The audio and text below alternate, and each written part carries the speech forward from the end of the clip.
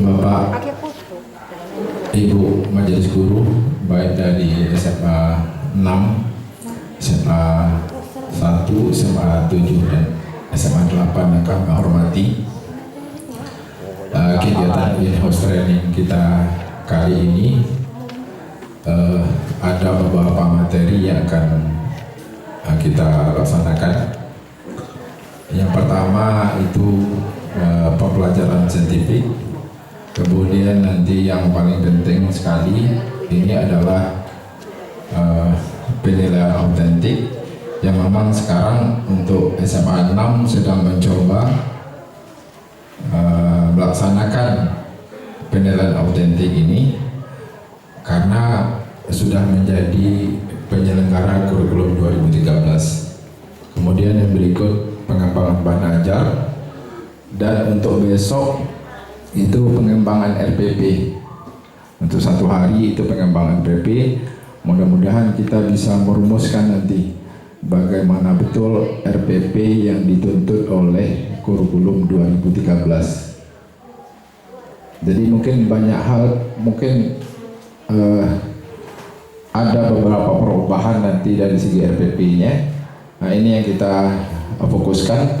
Mudah-mudahan dalam dalam satu hari besok kita sudah bisa pastikan bentuknya yang baku dan bisa kita kembangkan dan kita buat untuk semester 2 tahun pelajaran 2013-2014 ini. Bapak Ibu yang kami hormati, sebenarnya yang akan menyampaikan materi ini, pembelajaran saintifik ini adalah dari Dinas Pendidikan yang sudah kita buatkan jadwalnya. Kebetulan dari pengawas kurikulum 2013, baik Pak Risbai maupun Pak Puryanto, beliau sedang diklat juga di Jambi. Mulai Sabtu kemarin, katanya berakhirnya juga di Sabtu. Maka ya bagaimanapun ini harus dilaksanakan, ya terpaksa kami yang di sini yang akan mencoba, walaupun di sini bukan mengajari apalagi menggurui, tapi kami cuma sekedar mungkin menyampaikan informasi kepada Bapak dan Ibu, terutama juga nanti bagi Bapak dan Ibu yang belum melaksanakan kurikulum 2013, karena dari struktur kurikulumnya saja jauh berbeda dengan kurikulum 2000, berbeda dari kurikulum sebelumnya, baik KBK maupun KTSP.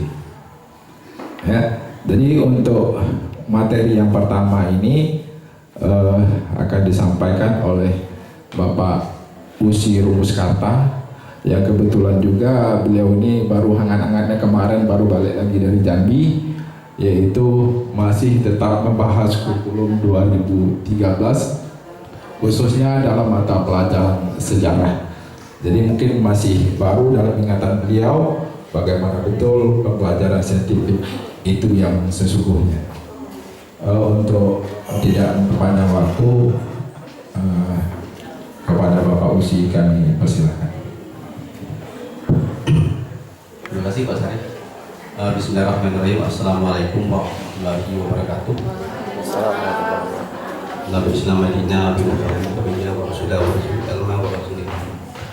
yang saya hormati Kepala SMA Negeri Nangkranil, yang saya hormati guru-guru beserta pihak Australia masalah workshop implementasi kurikulum 2013. Pada hari ini kita bersama-sama akan mendengarkan sedikit apa yang kami miliki, mungkin sepakat apa yang disampaikan oleh Pak Sarif tadi. Dalam hal di sini ya, pertama-tama saya minta maaf dengan ibu bapak semuanya. Idealnya atau idealnya yang menyampaikan ini pemaparannya adalah orang Tiknas, terutama sebagai orang yang mungkin orang yang dituakan atau yang pakar dalam bidang ini tersebut. Tapi mungkin minimal karena ada sesuatu hal, mungkin karena kesibukan mereka juga dalam implementasi itu Kemudian nanti juga saya mengulangi kembali, kami tidak menggurui atau mengajar, atau istilahnya apa namanya, mendikte bapak-bapak dan ibu, tetapi sekedar menyampaikan apa yang kami bisa selagi apa yang kami miliki. Dan kebetulan di sini ada juga ada, ya terima kasih saya hormati juga dari SMA 7, kemudian ada SMA 8. Mungkin imbas di sini adalah mungkin pemerintah 2014 besok akan memperlakukan keseluruhannya. Maka mungkin hari ini adalah sebagai pionir atau sebagai perintis untuk mengimbas pada sekolah-sekolah yang lain. Nah, kemudian pada pagi hari ini saya kebagian materi tentang pembelajaran saintifik dan implementasi kurikulum 2013. Jadi nanti sebenarnya kalau apa yang saya sampaikan nanti rasanya kurang puas atau tidak memuaskan, maka saya juga ada model pembelajaran lengkap 17 bidang studi, dari prakarya, dari seni budaya, dari bahasa Inggris atau bahasa Jepang, plus minus bahasa Arab dan minus 3, karena dalam 2 mata kuliah materi tersebut tidak masuk di satu jaringan. Ya. Kemudian saya juga punya model pembelajaran yang berupa modul 17 bidang studi juga. Nanti bapak-bapak dan ibu-ibu bisa diminta nanti atau kita copy paste saja nanti pada bapak dan ibu semuanya.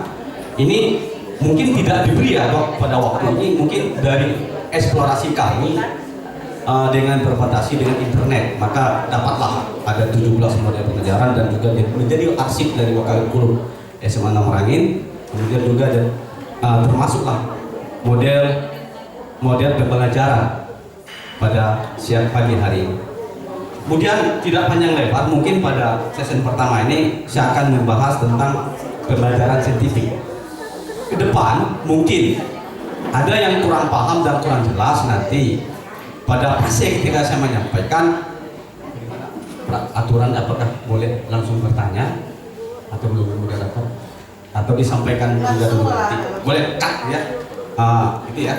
Jadi masukan kritika saya terima ya. Saya sebenarnya agak grogi juga. Ini senior saya semuanya.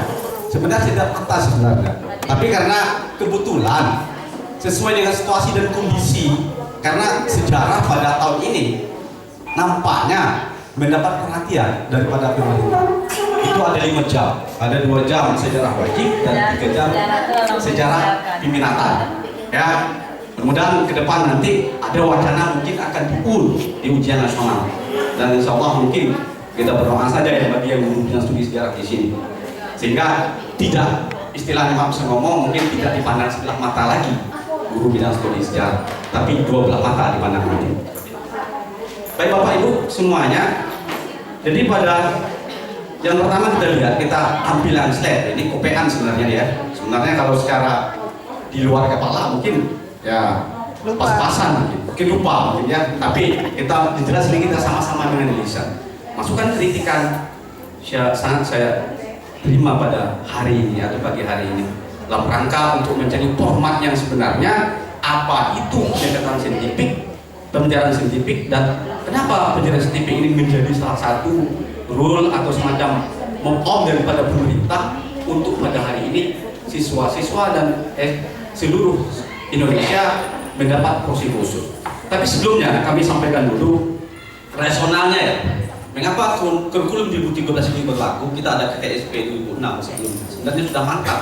Tetapi pemerintah melihat ada kajian dalam yang saya tangkap dalam rangka menghadapi tantangan abad 21.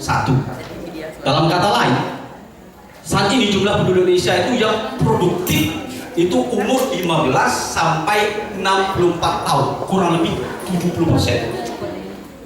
Yang tidak produktif itu umur 0 sampai 14 tahun sampai 65 tahun ke atas cuma 30%. Diperkirakan pada tahun 2020 dan 2035 angka ini akan mencapai 70% juga. Oleh sebab itu negara Indonesia melalui Dinas Pendidikan Pusat melakukan suatu revolusi dalam pendidikan, secara evolusi maksud saya, bukan revolusi, melakukan yang namanya sebagai salah satu payung, sebagai salah satu perangkat untuk kita bersaing dengan luar negeri. Maka dari itu secara rasional kurikulum 2013 ini bisa kita terima, walaupun dalam perjalanan penuh dengan onak dan duri, penuh dengan tantangan, karena baru 3 mata pelajaran yang diberlakukan. Kemudian dalam kurikulum 2013 ini ada 14 hal atau 14 prinsip yang perlu kita perhatikan di sini. Ya, sebelum saya masuk di inti di sini. Pertama, pada implementasi kurikulum 2013 ini ada 14 prinsip Bapak Ibu yang perlu kita ketahui. Ya, jadi kalau kita 14 prinsip, yang pertama adalah dari siswa diberitahu, ya, menuju siswa mencari tahu. Itu inti pertama. Dari siswa diberitahu menuju mencari tahu. Sebelumnya, karena normalnya kita sebelum-sebelumnya kita hanya banyak menyampaikan kepada siswa. Kemudian siswa ini agak kurang dirangsang untuk mencari tahu. Maka kita tidak sekedar memberitahu, tetapi bagaimana siswa mencari tahu. Maka dari itu rasa-rasanya ada keinginan tahu atau rasa ingin tahu siswa itu yang paling dominan. Kemudian yang kedua, dari guru sebagai satu-satunya sumber belajar, maka muncullah nanti berbagai aneka sumber belajar. Jadi siswa tidak saja komunikatif dengan guru, tetapi dia bisa memanfaatkan semua yang ada di lingkungan masyarakat, internetkah dia, kemudian bukukah dia, bisa dia melalui metode proyek dan lain sebagainya. Dengan kata lain, kelas itu tidak absolut di kelas di sekolah. Dia bisa di lingkungan, bisa di masyarakat. Masyarakat dan lingkungan diciptakan sebagai komplementer dari kelas yang ada di sekolah. Artinya, siswa itu diajak untuk berpikir secara ilmiah tentang bagaimana nanti ya hubungan konteks yang mereka pelajari dengan apa yang mereka temukan di lapangan. Singkat saja, kemudian yang ketiga, dari pendekatan